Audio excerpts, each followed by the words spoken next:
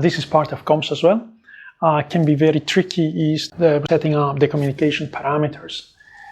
The timeouts, the retries, link layer confirmations, application layer confirmations. Yeah, I've seen most people just trial and error. I still see it fairly often. The reason is because they're trying to open too many TCP sessions at the same time, and eventually they get an overflow.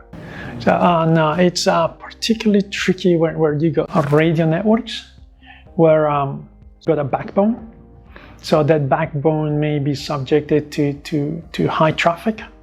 I may experience sort of like longer than expected delays.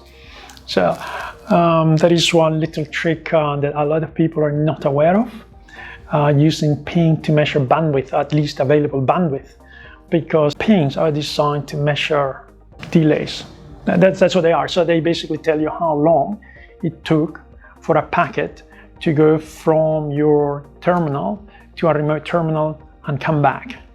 But ping command has an option to vary the packet size. So if you send a small packet, measure the time delay, then send a large packet and measure the time delay. You do this a few times so to get the average. But if you see that all the small packages are taken, say for argument's sake, we'll just make like easy numbers, 50 milliseconds, and then you take 1,000 bytes, or say 1,050, so that you get a difference of say 1,000 bytes. And then these 1,000 bytes, instead of taking 50 milliseconds, now they take 150 milliseconds.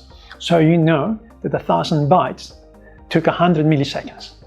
So essentially like 1,000 bytes and 100 milliseconds, that's essentially 10 kilobytes bandwidth. And that's available bandwidth, because if there is traffic, if there is a lot of traffic on the line, that's the available bandwidth that you've got. So once that traffic drops out, yeah, you got a higher bandwidth. If you got a broadband media, you're not too concerned, but you use it, say if you got IP radio, which limited bandwidth. So in those cases, yes, it's useful.